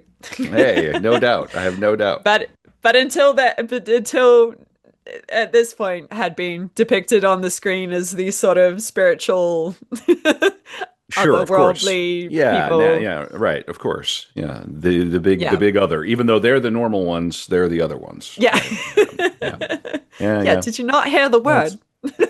right. Yeah. And this is a 1988 film. It looks like 1988. Yeah, it Yeah. came out in 1988. I'm not quite sure how long it took to make, so Sure, sure. yeah, but So 1988. yeah, all right. Um, she continues to say, they're so used to that other sort of hero, like the one in the ads. They're all white and uh, they're the only ones that use Lux. That's a type of washing detergent, I think. So something to do with that. You're always creating a lot of interest or disturbance as well among Maori people, particularly the ones who are just as colonized as Pākehā people are. I think the whole process of decolonization had better take place soon, and it had better take place fast, so we can accept the authentic image of ourselves as we see ourselves as being the correct one and not the one that the Pākehā have always presented to us. Yeah, Um, there's that thing about just owning your own representation. I think mm, anybody can understand that and desire that. It makes perfect sense. yeah, Uh, absolutely. yeah, yeah, but of course it seems natural now, but then it would have been revolutionary. Just even having Yeah. access to film equipment and editing and Yeah, yeah, I mean, she sure. was the first one. So, Right, yeah, right. completely Yeah. Yeah, revolutionary. and try to get a movie done now today. Good luck. I mean, Yeah. it's hard even now. So, yeah. Yeah. Yeah, it is kind of a miracle that she was able to get this done then. Um, Although I will say that at the time, around the 70s and 80s, uh there were huge tax breaks on filmmaking. So a lot of films got made in the 1980s in New Zealand that were just complete, and I'm not saying Modi is, but there were films that were complete nonsense just thrown Tax together by dodges. people who wanted tax breaks. Yeah. I love it. I love it. Listen, if you want to turn the arts into, you should be tax breaks for podcasts.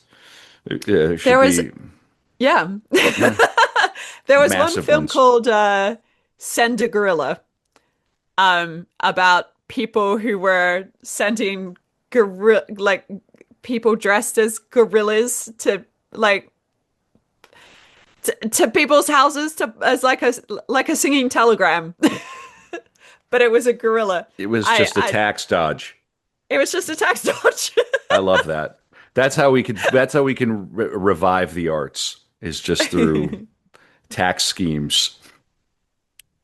Well, that is what they're trying to do in the UK for the the indie film industry at the moment, All and right. many other places. Yeah, Okay. Yeah. tax breaks. Whatever it takes. Tax breaks. Yeah, Yeah. fund British films. Anyway, so drawing on autobiographical elements, the film is set in 1950s rural coastal community in the Eastern Bay of Plenty in New Zealand's North Island. The rather obscure plot and episodic narrative revolves around a case of identity theft and the crushing weight that this deception has on Rewi slash Paki, Anzac Wallace at the characters that Anzac Wallace plays, interpersonal relationships as he seeks redemption from two distinct jurisdictions, Maori and European. He has violated a traditional tapu. Tapu is like a taboo, sacred. Uh, he has violated a traditional tapu through impersonating a dead man and has also engaged in urban criminal activity. His later acts of atonement, including an avowal to an agonizing kara, by an impressive Eva Ricard, who embodies her lived experience, that he is not her nephew, and a willingness to be arrested by the local cops for past criminality. Rewi's violation of tapu prevents him from marrying the woman he loves, Ramiri. Ramiri. Ramiri loves him in return, but is so frustrated by his inability to commit that she marries Steve, the son of the district's largest landowner, Mr. Simmons. Steve. Yeah, Steve. Steve, the local Pakeha. Typecast again. You can't marry your ethnic co-equal. You find yourself a Steve. That's white privilege. That's Steve privilege right there. Steve privilege. Steve is the son of the district's largest landowner, Mr. Semmons. Semmons is played to absurdly grotesque effect by Jeff Murphy. Um, the acting in this film is a little bit well, a lot of the actors themselves are non-actors because there was not a great amount of Maori actors around to star in this film. For one, uh, Say no more, Abbie. I think I yeah, understand what you're saying. I think I get it. Yeah. Okay. but also the Mr. Simmons in particular um is like a deranged racist old Pakeha man and is played by Jeff Murphy, who I don't know is I like dyed his mean, hair gray or something like this. sure, sure. And he is also not an actor, but it's kind of hilarious. Like I suppose you could also argue that perhaps they decided to play up his character in the way that like a Maori character might be played up in a Pakeha film, but Right. I don't know. Yeah. Maybe Jeff Listen, Murphy is just not a very good actor. sure, sure. I mean, listen, if you can't act, at the very least, just say your lines and swing fucking cats. Just go really hard. Just channel your inner like late Pacino. Just go really, really big and hard. And Yeah. yeah, your director will love that. But yeah, it did look like in watching the film that Jeff Murphy had a good time playing this old racist Pakeha man. Yeah, yeah. Um, All right. in the era that Maori was made, the domestic New Zealand film industry was in a phase of significant expansion, as I said. Between 1940 and 1970, between earlier, only five feature-length films were made, but from 1977 to the 1980s, 70 feature-length fiction films were produced in New Zealand. Um, Merata Mita's good fortune was twofold. She was in the midst of a boom, and the New Zealand Film Commission, established in 1978, was granting public money to nurture the local production of films that reflected Kiwi culture. Her contribution should also be seen as part of a sea change when a younger generation took possession of the cinema as a means of personal expression, livelihood, and an unconscious tool of national cinematic self-definition. Maori attracted a budget of nearly $2 million. I mean,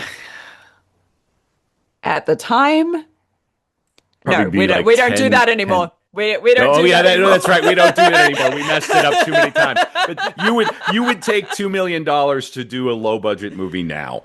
Fair to Oh yeah, say. yeah, Fair to yeah, say. Yeah. yes, yeah. Yeah. It was a big budget at the time, but like let's just say that when I left New Zealand in 2004, it was $3 to the pound, and the pound what it was three New Zealand dollars to the pound, and it was $2 American to the pound. So I back remember that. then, yeah, I got you. 2 It million was would have still been much a less, sure, but but it's still a it's huge still a budget for huge chunk of money. Yeah, and then you account yeah. for inflation, and yeah, it's millions of dollars in today's money. And the reason we don't do this anymore is because we screwed it up so badly in the Schopenhauer episode. And there's a reason that these biographers avoid it because it's called currency Yeah. for a reason. So in any case, it's a lot of money. But it would be like a solid low budget indie film, Yes. but like bordering on like a mid budget, right? Ish. Yeah. Like a Yeah. solidly funded independent film. Yes. Yes. Yeah. Okay. Nailed it. Roughly, yeah. Roughly half of this came from the New Zealand Film Commission, as they were keen to fund a feature directed by a Maori woman. And at the time, the budget was very generous. Mita later spoke of her film as a parable about the schizophrenic existence of so many Maori in Pākehā society. Our psychological prisons are sometimes worse than jail, and only by breaking free of colonial repression and asserting our true Maori identity can we ever gain real freedom. Modi is often paired with and compared to Barry Barclay's Nati, but for all their similarities, Nati and Modi are very different films tonally. And as Bruce Babington noted, I'm guessing this is a film critic, Nati's slow-paced serenity is reminiscent of classical Hollywood small-town communalism, while Modi is structured by melodrama's psychic violence.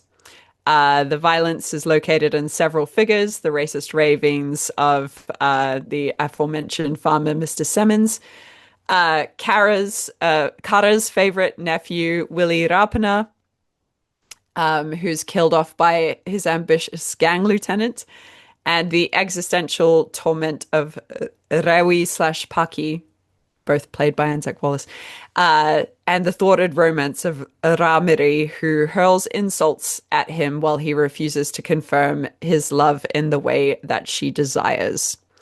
The largely non-professional cast is taxed at times. Cucked by Steve. Go. Cucked by Steve. Go Yes. ahead. Yeah. Yeah. Yeah. Yeah. Well, and although in the film she has a baby that is clearly not Steve's, so who is the cucked party? It sounds like Steve got reverse Uno cuck. Now you're the cuck. Yes. Yes. She was hapu or Art of pregnant Darkness. when she got married. Art of Yeah, Darkness. anyway.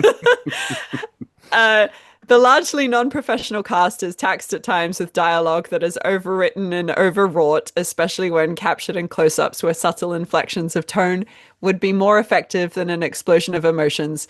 Such histrionics detract from the performance and are probably best understood as expressions of Mita's inexperience in shaping the varied parts of a dramatic film into a coherent and consistent audiovisual narrative. Prior to making Modi, she was a documentary filmmaker, as we know.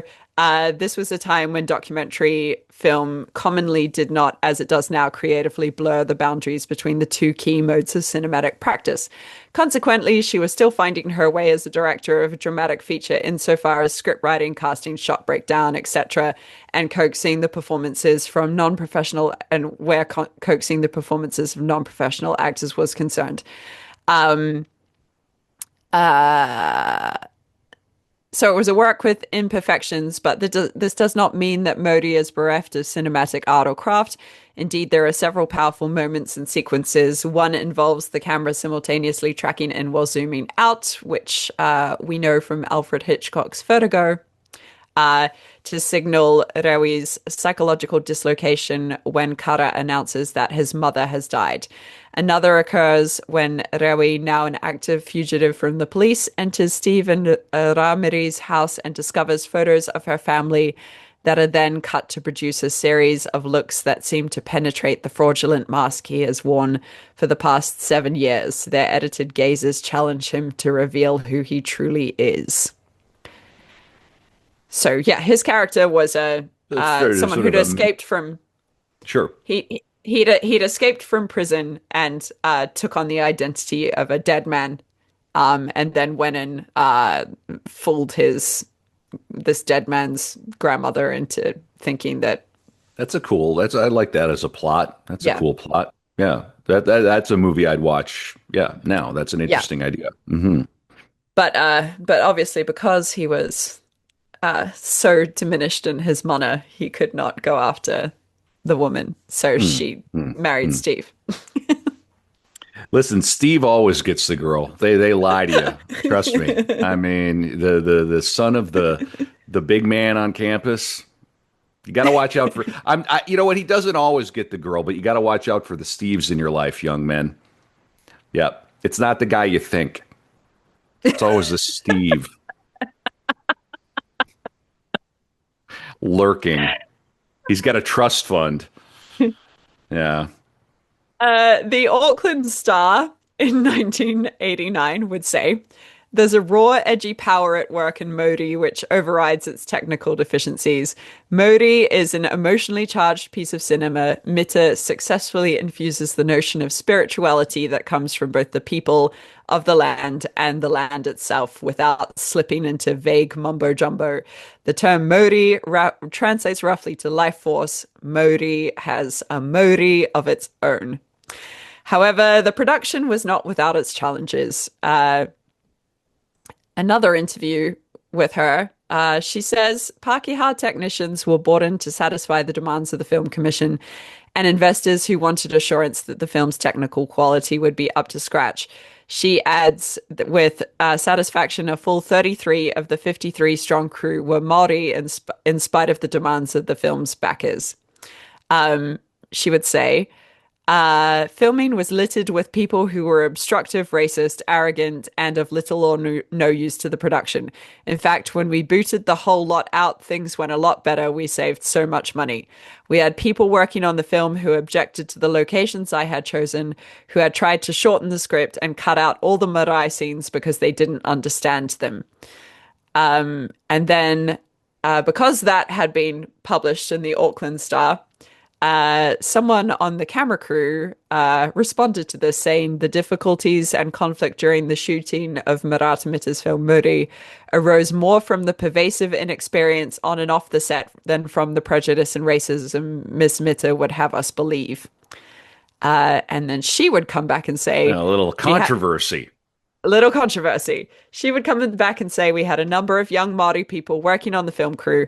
What you gain from Maori people is an incredible intensity and passion about the work being done. From a professional crew, you get professionalism. From a Maori crew, you get passion. The success of our trainees of Maori has made it worthwhile. It was largely written about in a book called Girls' Own Stories, Australian and New Zealand Women's Films by Jocelyn Robson and Beverly Zelcock. And they had this to say. The film is a fluid and organic exploration from a Maori perspective of what it means to be a Maori in a 20th century Aotearoa New Zealand. Here, as in Ngāti, Pākehā are the outsiders, the foils in a Māori-centered story. They are the spectators and the transgressors. In this brief footage, lasting more than 2 minutes, the film, talking about a particular scene, the opening sequences, in this brief footage lasting little more than 2 minutes, the film's key concerns have been mapped out. The rhythm of the life cycle, the inextricable bond between the people and the land, the significance of the community, the value of acquired wisdom, and the importance of all things of a cultural perspective. There are stunning images of the landscape throughout, but perhaps most memorably in the final sequence. A heron flies and the camera circles high, tracing the contours of the land above the tiny community. A low sound like wind gradually gives way to women's voices singing in Māori, and a small girl who has watched and waited and learned throughout runs to the hilltop to wave farewell to Kara's departing soul. The camera circles and finally draws away. It is as if itself Kara's spirit is in flight. The film is an attempt to find an appropriate form in which to tell the stories of a community. These are stories in which the community itself has centrality rather than any individual character, and the film's narrative structure is correspondingly more diffuse, containing, as it does, a number of narrative resolutions within it. Here, the process of telling may be more important than any one story itself. And the film is quite distinctively and easily one of the most powerful and important yet to come out of New Zealand. Maori won a prize at Italy's Rimini Film Festival. When the film received some negative reviews after screenings back home, Mita spoke of Pākehā critics who were not qualified to assess it. She asked not that people like the film, but that they open themselves to stories being told in other ways. She had consciously rejected Pākehā traditions of storytelling in favor of a layered approach in keeping with the strong oral traditions of Māori. That's what oral tradition is about. As you pull back each layer and you go in further, you get an incredible amount of depth. Such differences, she felt, Pākehā critics couldn't even take into account when they are analyzing the film. And that was the story of her, what would be her only dramatic feature film, actually, narrative feature film. Okay. So she moves in this direction, but then the rest of the work is documentary. The rest of the work is documentary and not for want of trying. Ah, Um, okay. yeah. All right. Okay. Very tough. Very tough to make Very tough. any kind of film. So tough. So tough. Everybody help Abbie. Everybody listen, if you're a producer out there or you know a producer, abbielucas.com. Seriously, she's not hard to find. And we got lots of ideas and we got lots of scripts, but I know Abbie has her own projects too. So Yeah. yeah, please support a living filmmaker. So in 1989, Mita and her longtime editor, Annie Collins, were at an editing bench on Turanga Waiwai Marae. Turanga Waiwai means a place to stand. And it is the Turanga Waiwai Marae is the seat of the Kingitanga. So the Kingitanga, the Maori King movement, it still exists. We currently have a queen. Her name is Nawai Honoi Tapo, and she had her official coronation this year. Anyway, Mita had accepted a challenge from the Film Archive founder Jonathan Dennis to make Manawaka, which is a story about a thing that happened in 1937. So in 1937, in anticipation of the 1940 centennial celebrations, Maori leader Princess Tupuea commissioned seven Wakatoa war canoes in an attempt to recreate the legendary seven canoes of the Maori migration, though only three were built due to funding shortages. Stills photographer RJH Jim Manley was asked to film the process from the felling of the massive trees to the maiden voyage. The filming also met financial hurdles and never entered post-production.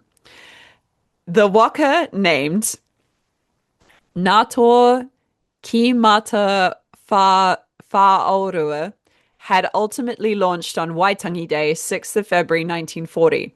It is launched every February and it is housed at the Waitangi Treaty Grounds.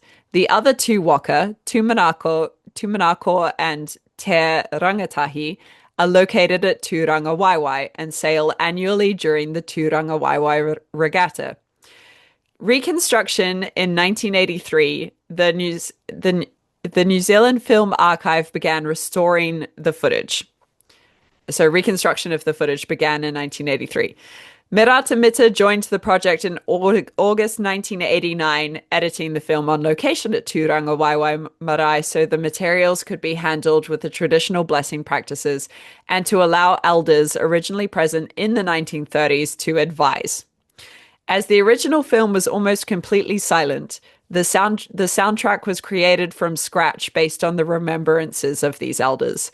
Disagreements between Mita and the family of R.J.H. Manley over the direction of the film came to a head after an early work print screening when family members took the work print from the projection booth and ran off it. There is a lot of running off with films in the history of this filmmaker. I love this. It reminds me of Werner Herzog, this sort of idea. You've got the first thing you got to learn to become a filmmaker is forgery. Yeah. I love that. It's good. Film Yeah. should be that intense. You should be absconding with intellectual Reels property. of film. Yeah, Like, yeah, you should be running off. Yeah, literally running off. yeah, like a cartoon character. I'm gonna edit this bitch. It is the third time in this biography that someone has run off with some film. The first two times were Merata herself. Um, a period of mediation occurred afterwards though contention over the ownership of the original footage persists. Manawaka premiered at the Auckland Civic Theatre on the 21st of January 1990. Its next public screening was 21 years later at the 2011 New Zealand International Film Festival. And again, it was one of the 15 films chosen by the New Zealand Film Archive in 1999 to represent the country's most important cinematic heritage in response to a UNESCO survey.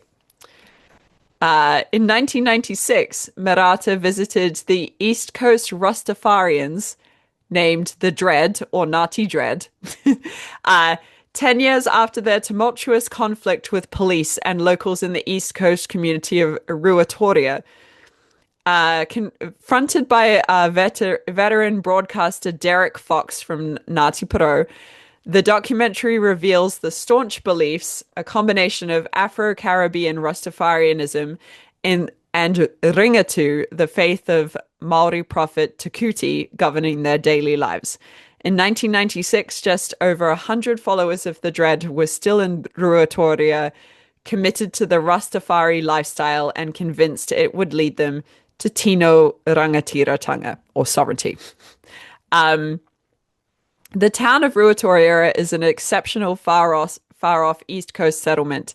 Quite a long while back, conflicts over land subject to guarantee, yet claimed widely by one family and the subject of deals to unfamiliar interests, brought a wild series of fire bombings and vicious showdowns, coming full circle in the passing of Rastafarian Chris Campbell. The Dreads are trying to put this fierce period behind them and to foster a living relationship with the land and the regular assets in a space that is low in work, leaving many individuals reliant upon government assistance. They are disparaging a framework that secures them in guidelines and limits their ability to utilize the assets they truly do get in manners that they accept would best foster their freedom and confidence. The Rastas threatened the unassuming community of Ruatoria on the east coast of New Zealand's North Island from 1985 to 1990. During this time, over 30 structures, including houses, organizations, the police and fire station, a grade school, chapels, and a marae, were scorched. One Rasta was decapitated by another, and the head of the faction was shot What? and later kicked the bucket on the surgical table. Whoa, damn. Strides of Decapitation. Yeah, Strides of Fire covers the early long periods of the Rasta's rule of dread and their novel way of thinking, which blended the Rastafarian religion in with Ringatu, began by the 19th century rebel prophet Takuti and nearby Maori predictions. So that was the horrible stuff that happened 10 years ago, and the documentary that Merata had made was about their life now, how they're trying to live peacefully, how they're trying to gain tino rangatiratanga by going back to living off the land and engaging with their community in a meaningful way. I love a good syncretic religion. Yeah. Yeah. Yeah, there's nothing like that. Charismatic prophet, but we're pulling from the Caribbean, but we're in New Zealand, so we've got Maori Yeah. features. Somebody had an idea. Somebody got high. Somebody. Somebody Well, had an idea. they did also do that, but Yeah, of course, of course. Yeah, respect. I respect this. Yeah, no, I'm not Yeah. even kidding. Yeah, yeah, yep. Cool. Then from the early 1990s, Mita was increasingly living in the United States with her husband Jeff Murphy, because his Hollywood career was taking off. Mita and Murphy collaborated on multiple projects, including a music video for The Herbs. Mita was a producer on Murphy's movie Spooked in 2004 and a second unit director on an American TV remake of The Magnificent Seven. You could look up what other films he made. I think there were some, franchise type ones. Not big franchises, but Sure. franchisey at the time. Okay. All right. In like concurrent to helping Jeff out with his career, Merata was a keen mentor and advocate for a new generation of filmmakers, and she was an inspiration to many young filmmakers, holding workshops, panel discussions, and teaching Indigenous screenwriting at the University of Hawaii's Manawa's Academy of Creative Media, where she was an assistant professor. She also contributed to the creation of the Te Paipai Ata Ata Trust, an initiative to support Māori filmmaking through discussions with the late Barry Barclay and Tainui Stevens. She was a Sundance Film Institute script advisor, a member of the National Geographic's All Roads Film Project Board of Advisors on the Sundance Institute's Native Program Board of Advisors, and was a patron of the Image Native Film Festival. She was a creative advisor and artistic director to the Sundance Moonstone Screenwriters Labs run in New Zealand in 2003 and 2004. And in 2005, she was one of the Australian Film Commission's creative advisors for the Long Black Writers Lab, a special screenwriters lab for Aboriginal Australian writers and directors.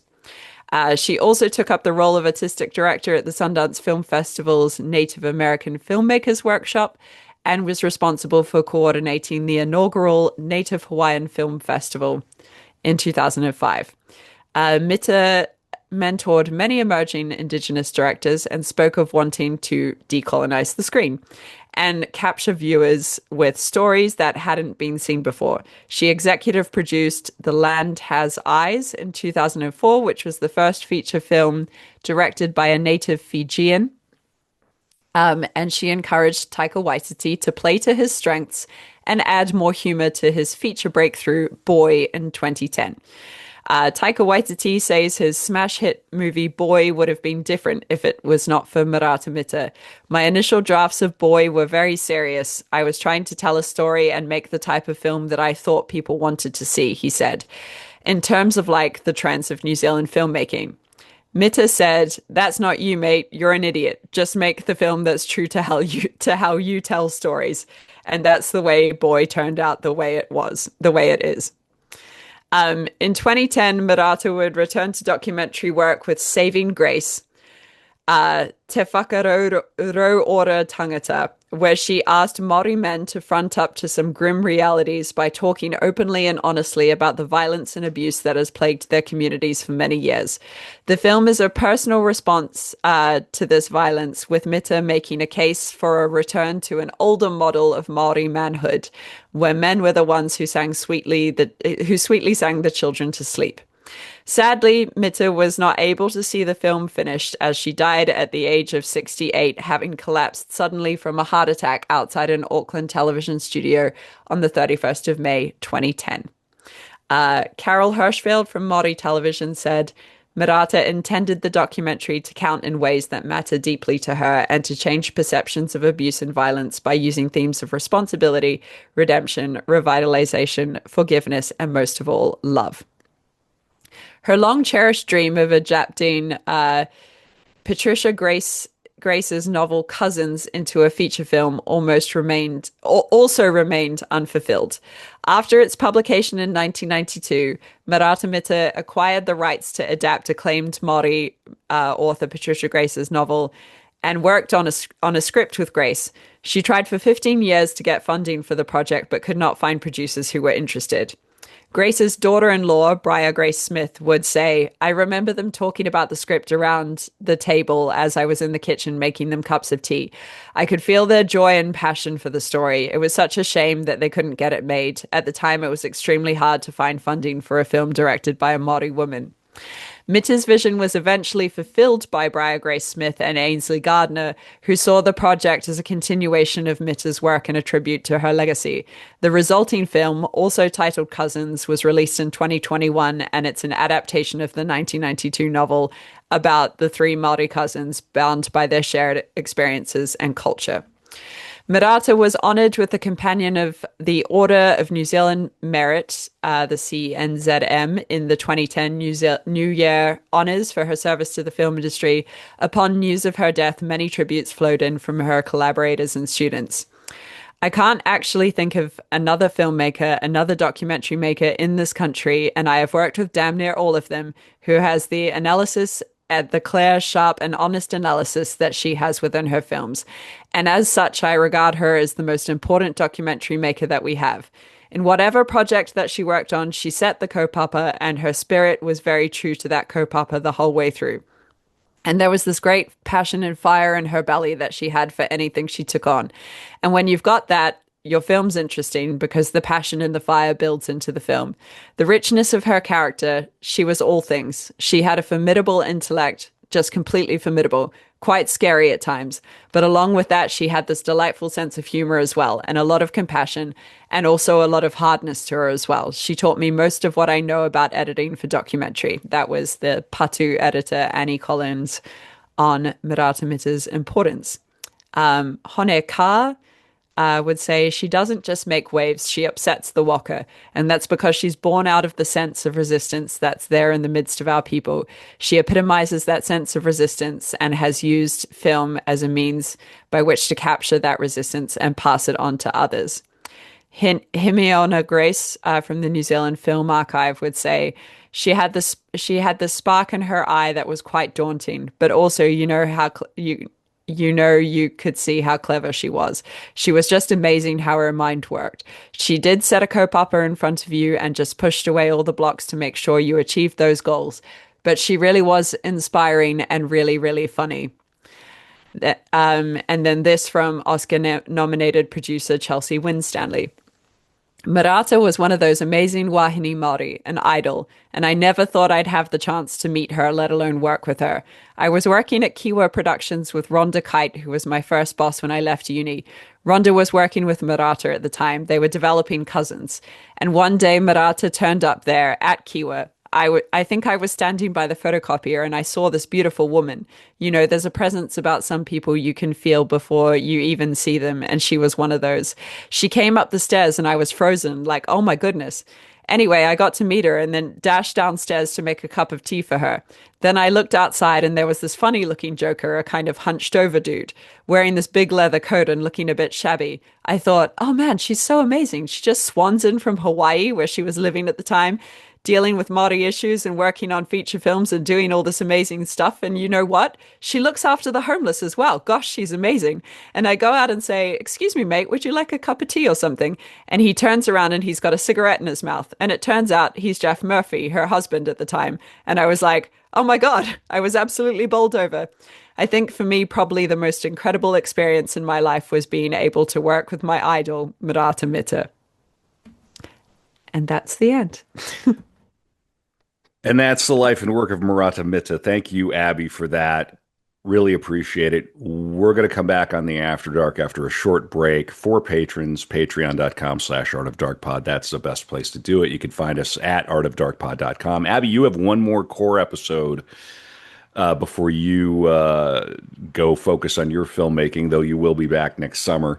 Who are you covering next? I am covering Audrey Hepburn.